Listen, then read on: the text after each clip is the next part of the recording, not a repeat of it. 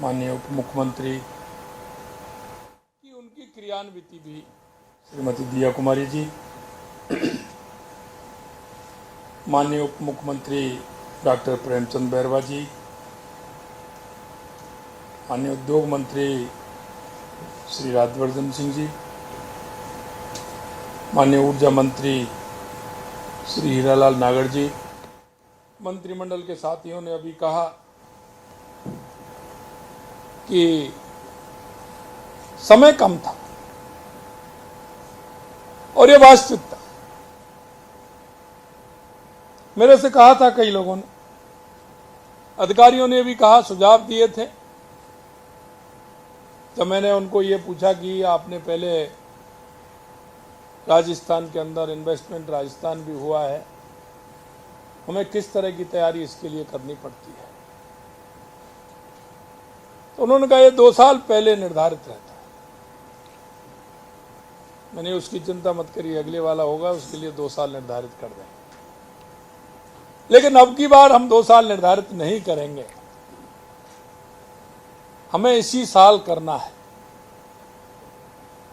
और इसी साल जब करने का निर्णय हुआ और निर्णय में जब डेट लगातार आ रही, नवंबर, दिसंबर, यानी कि खींच करके इसी वर्ष में करना है, तो आप सभी को पता है कि ये वर्षगांठ 15 दिसंबर की होती है, लेकिन उससे पहले 9, 10, 11 दिसंबर का हमने ये कार्यक्रम तय किया। और मैं धन्यवाद देना चाहता हूं मेरे मंत्रिमंडल के सभी साथियों को और सभी अधिकारीगणों को कि उन्होंने जिस मन से, विश्वास से इस काम को गति देने का काम किया। और वास्तविकता में मैं कहना चाहता हूं कि जो उन्होंने मन से काम किया और कार्य को लेकर के जो विषय सूची बनाई और उस विषय सूची में एक एक बिंदु को डाला, और इसके साथ इसके लिए मैं बधाई देना चाहता हूं कि उन्होंने नए आयाम भी स्थापित किए और उन्होंने नए प्रयोग करते हुए उनकी भी क्रियान्विति करने का काम किया। उसके बाद मैं धन्यवाद देना चाहता हूं मेरे प्रवासी राजस्थानी भाइयों को और उद्योगी भाइयों को कि उनका भी बहुत बड़ा सहयोग इस कार्यक्रम में रहा है। और इसलिए आने वाले 9, 10, 11 दिसंबर को राजस्थान का कार्यक्रम बहुत ही अच्छा होने वाला है, क्योंकि इसमें देश के यशस्वी प्रधानमंत्री नरेंद्र मोदी जी का, उन्होंने उनकी जो एक राजस्थान की जो कल्पना थी, उन्होंने विकसित भारत की कल्पना के आधार पर राजस्थान की जो कल्पना की, उसके आधार पर जो उनका सहयोग मिला, उनका समर्थन मिला, निश्चित रूप से मैं देश के यशस्वी प्रधानमंत्री नरेंद्र मोदी जी को भी मैं धन्यवाद देना चाहता हूं। मित्रों, कोई भी काम करने से पहले हमने कहा कि हम सभी के सुझाव मांगते हैं। हमने बजट के अंदर भी सभी, आपने देखा होगा, सभी को बुलाया इसी हॉल में, सभी के हमने सुझाव लिए और हमने राजस्थान में भी सुझाव लिए। हमने यही सुझाव नहीं लिए, हमने हमारे जो राजस्थान के हमारे IAS अधिकारी हैं जो दूसरे प्रांतों में हैं, उनकी भी हमने मीटिंग की, उनसे भी BC करके हमने कहा है कि आप भी अपने सुझाव बताइए, आपने अपने राज्य में किया होगा, उनके भी सुझाव मिले। हमने हमारे पूर्व के हमारे CS, ACS जो राजस्थान में जिन्होंने लंबे समय तक काम किया, उनके सुझाव भी लिए। हमने उद्यमियों के सुझाव भी लिए। हमारी टीम अधिकारियों की उत्तर प्रदेश, गुजरात, कई जगह हमारी टीम होकर के आई थी, वो भी सुझाव लेकर के आई थी। मैं धन्यवाद देना चाहता हूं उस टीम को कि जहां उनको जैसा कहा वो गए और उन्होंने इसको सफल बनाने के लिए बहुत बड़ी मेहनत की। मैं आपसे इतना कहना चाहता हूं, क्योंकि नीति होती है, नीतियों में उदारता हो, सरलीकरण हो, जिससे कि आने वाला व्यक्ति राजस्थान की नीतियों को और दूसरे राज्यों की नीतियों से तुलना करे तो उसका लगे कि राजस्थान एक अच्छा प्रदेश है। हमने उन सारी बातों को भी ध्यान में रखा है। आज खुशी का मौका है कि हम राइजिंग राजस्थान समिट की से पहले अनेक नीतियों का प्रस्तुत कर रहे हैं। ये नीति राजस्थान को देश का अग्रणी राज्य बनाने की दिशा में महत्वपूर्ण कदम है। ये नीतियां राज्य में निवेश को आकर्षित करने, उद्योग को बढ़ावा देने और रोजगार के अवसर प्रदान करने में अहम भूमिका निभाने वाली हैं। आज राजस्थान एमएसएमई नीति 2024, राजस्थान निर्यात संवर्धन नीति, राजस्थान एक जिला एक उत्पादन नीति 2024, एकीकृत क्लस्टर विकास योजना, राजस्थान एबीजीसी एक्सआर नीति 2024, राजस्थान पर्यटन इकाई नीति 2024, राजस्थान एकीकृत स्वच्छ ऊर्जा नीति 2024, राजस्थान खनिज नीति और राजस्थान एमसेंड नीति 2024 जारी की गई हैं। मैं आपसे इतना कहना चाहता हूं, क्योंकि हमने जनता के बीच में जो बजट में इन नीतियों का वायदा किया था और इसे पूरा हम उस वायदे को भी कर रहे हैं, साथ ही ढेरों अन्य नीतियों पर तेजी से काम भी कर रहे हैं। उन्हें भी जल्दी हम पूरा कर जारी कर देंगे। और ये हमारी नीति दर्शाती है कि सिर्फ हम कहने के लिए नहीं बल्कि हम करने में विश्वास करते हैं। आप देखेंगे, क्योंकि इस देश के अंदर आज़ादी से पहले हर गांव में उद्योग थे, उद्योग धंधे थे। छोटे छोटे उद्योग धंधों के माध्यम से हमारे गांव की और हमारे जिलों की, हमारे प्रदेश की आवश्यकताओं की पूर्ति होती है। लेकिन उसके बाद में बड़े बड़े उद्योग आ गए। हमारे जो छोटे लघु उद्योग थे, वो लघु उद्योग हमारे धीरे धीरे समाप्त की स्थिति में पहुंच गए। और उनका कारण ये था कि आज जो हम स्किल में पैसा लगा रहे हैं, स्किल के हम बार बार कहते हैं और स्किल का काम कर रहे हैं, क्योंकि वो उनके पास स्किल भी मिलती थी, पीढ़ी दर पीढ़ी उनको स्किल भी मिलती थी और वो अच्छा काम करते थे। आज भी वो काम हो रहा है, लेकिन उसकी मात्रा बहुत कम है। लेकिन हम सूक्ष्म और लघु एवं मध्यम उद्योग राजस्थान के औद्योगिक ढांचे की रीढ़ है। राजस्थान एमएसएमई नीति के माध्यम से इस क्षेत्र को राज्य के जीएसडीपी में करीब 25% का योगदान होता है। निश्चित रूप से ये अपनी बहुत बड़ी भूमिका निभाएगा। नई एमएसएमई नीति से प्रदेश के एमएसएमई को अनुकूल वातावरण मिलेगा, जिससे वे दुनिया के बाजार में कंपटीशन भी कर सकेंगे और उसके माध्यम से राजस्थान को एक अग्रणी राजस्थान बनाएंगे। राजस्थान निर्यात संवर्धन नीति प्रदेश के उद्यमियों को दुनिया भर के बाजारों तक पहुंच बनाने में मदद करने के लिए राजस्थान निर्यात संवर्धन नीति 2024 लाई गई है। इस नीति के माध्यम से हम निर्यातकों को दस्तावेजीकरण, अंतर्राष्ट्रीय आयोजनों में भागीदारी, सर्टिफिकेशन, तकनीकी अपग्रेडेशन, ई कॉमर्स प्लेटफार्म और लॉजिस्टिक लागत पर विविध प्रकार की सहायता प्रदान भी करेंगे। राजस्थान एक जिला एक उत्पादन नीति, ये बहुत महत्वपूर्ण है। हमारे जिले की पहचान हो, हमारा जिला किस तरह का है, इसमें क्या उत्पादन होता है, उसको बढ़ावा देने के लिए भी हम काम करेंगे। जिलों के विशिष्ट उत्पादों में शिल्प को बढ़ावा देने के लिए ओडीओपी नीति लाई गई है, जिसमें कारीगरों, शिल्पकारों, कृषकों और उत्पाद निर्माताओं की आय में जिससे वृद्धि होगी। इस नीति की मदद से ओडीओपी उत्पादकों के लिए एकीकृत बुनियादी ढांचे का विकास किया जाएगा और विभिन्न प्रकार की वित्तीय सहायता प्रदान की जाएगी। इसी तरह एकीकृत क्लस्टर विकास योजना राज्य में हस्तशिल्प, हथकरघा और एमएसएमई क्षेत्र की उत्पादक गुणवत्ता एवं कार्य क्षमता को बढ़ाकर उन्हें वैश्विक बाजार के अनुरूप विकसित करने के लिए एकीकृत क्लस्टर विकास योजना तैयार की गई है। इस नीति की क्रियान्विति से नए औद्योगिक क्लस्टर विकसित हो सकेंगे। ये पुराने क्लस्टरों को विकसित भी किया जाएगा, ये भी हम इसमें कर रहे हैं। राजस्थान ABGC XR नीति animation, visual effect, gaming, comics और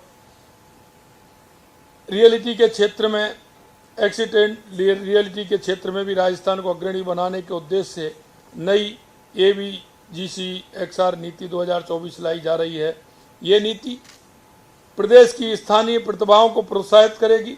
इस क्षेत्र में नवाचार को बढ़ावा देने के लिए अटल इनोवेशन स्टूडियो एक्सलेट भी स्थापित किए जा रहे हैं, जिससे कि राजस्थान को नई ऊंचाइयां मिलेंगी। राजस्थान पर्यटन इकाई नीति राजस्थान का पर्यटन उद्योग राज्य की GDP में महत्वपूर्ण योगदान देता है। 2027 तक भारतीय पर्यटन उद्योग का आकार लगभग $125 बिलियन तक पहुंचने की उम्मीद है। इसी लक्ष्य को सामने रखकर हम राजस्थान के लिए नई पर्यटन इकाई नीति लेकर आए हैं। विभिन्न प्रकार की वित्तीय सहायता प्रदान की जाएगी। इसी तरह एकीकृत क्लस्टर विकास योजना राज्य में हस्तशिल्प, हथकरघा और MSME क्षेत्र की उत्पादक गुणवत्ता एवं कार्य क्षमता को बढ़ाकर उन्हें वैश्विक बाजार के अनुरूप विकसित करने के लिए एकीकृत क्लस्टर विकास योजना तैयार की गई है। इस नीति की क्रियान्विति से नए औद्योगिक क्लस्टर विकसित हो सकेंगे। ये पुराने क्लस्टरों को विकसित भी किया जाएगा, ये भी हम इसमें कर रहे हैं। राजस्थान ABGC XR नीति animation, visual effect, gaming, comics और रियलिटी के क्षेत्र में एक्सीटेंट रियलिटी के क्षेत्र में भी राजस्थान को अग्रणी बनाने के उद्देश्य से नई ABGC XR नीति 2024 लाई जा रही है।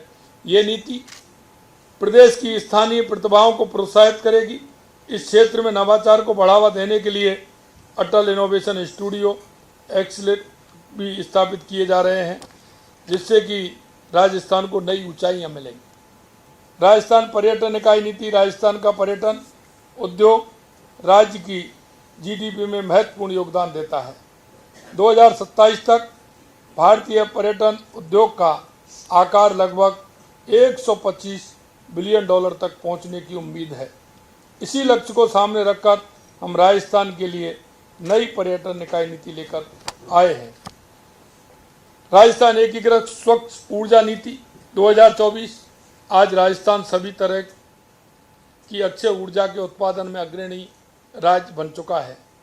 हम गर्व से कह सकते हैं कि दुनिया का सबसे बड़ा सोलर पार्क बडला हमारे यहाँ है। हमारे राज्य में सौर ऊर्जा, पवन ऊर्जा की असीमित संभावनाएं हैं। हमने ऊर्जा क्षेत्र में आते ही आपने देखा होगा 2,24,000 करोड़ रुपए के MOU किए थे और उनके जॉइंट वेंचर बनाने के लिए काम भी करना शुरू कर दिया है। हमने राइजिंग राजस्थान प्री समिट में ऊर्जा के क्षेत्र में 6.5 लाख करोड़ रुपए से अधिक के निवेश समझौते किए हैं, क्योंकि हमने राजस्थान की जनता से कहा है, किसानों से कहा है कि 2027 तक हम आपको दिन में बिजली देने का काम करेंगे। हमने ये भी कहा है कि 2027 तक हम बिजली के क्षेत्र में आत्मनिर्भर बन जाएंगे और उस आत्मनिर्भर बनने के लिए ये कदम भी आवश्यक है। इस क्षेत्र को और अधिक मजबूत बनाने और निवेश के लिए सकारात्मक वातावरण बनाने के लिए निर्माण के लिए हम एकीकृत स्वच्छ ऊर्जा नीति 2024 लाए हैं।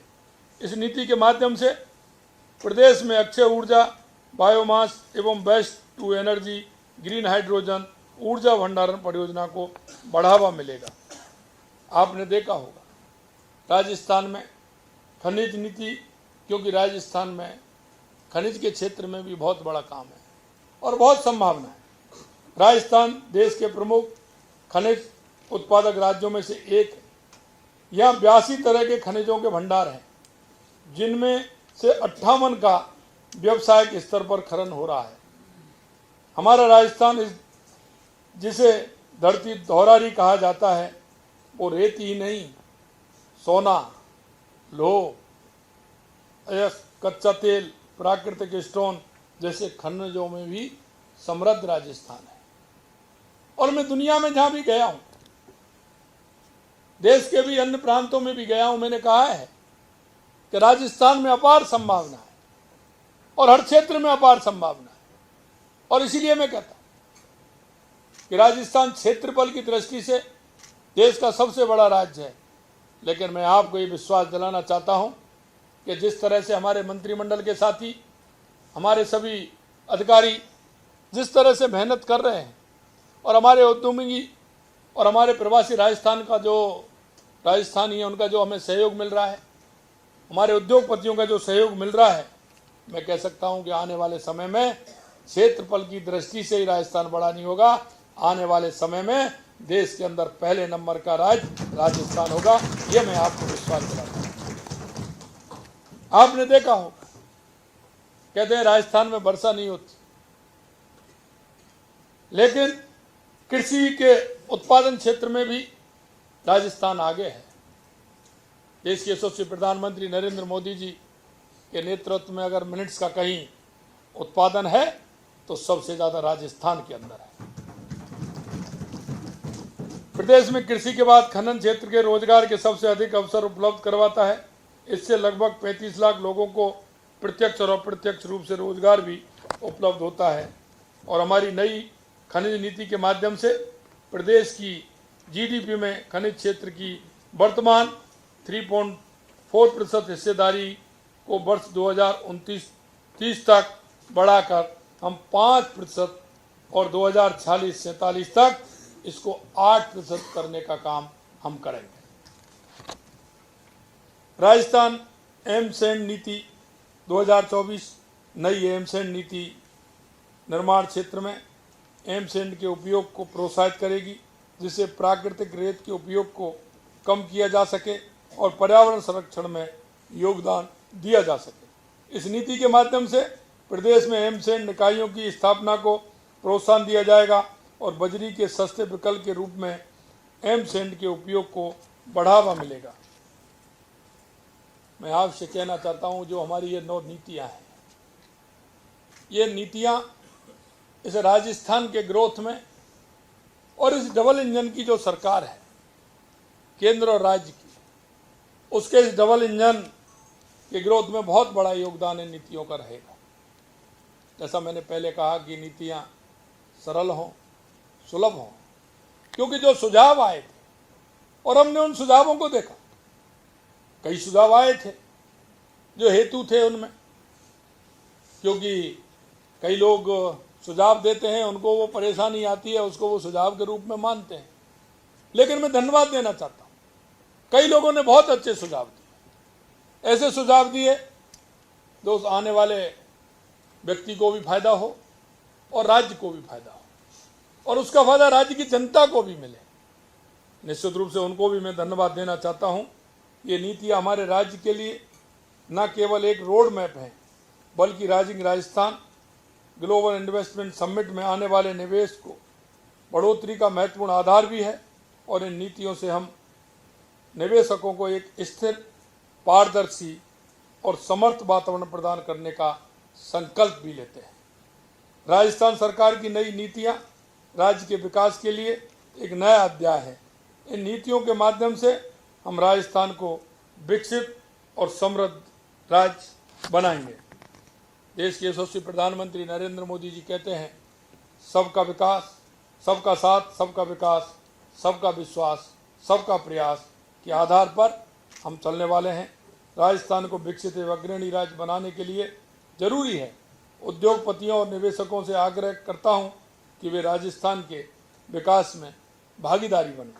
हमारा विश्वास है कि इन नीतियों के माध्यम से राजस्थान न केवल आर्थिक रूप से मजबूत बनेगा, बल्कि एक समृद्ध और विकसित समाज की दिशा में भी अग्रसर होगा। हमें गर्व है कि हम इस विकास यात्रा का हिस्सा हैं और हम सब मिलकर विकसित राजस्थान के अपने संकल्प को साकार करें।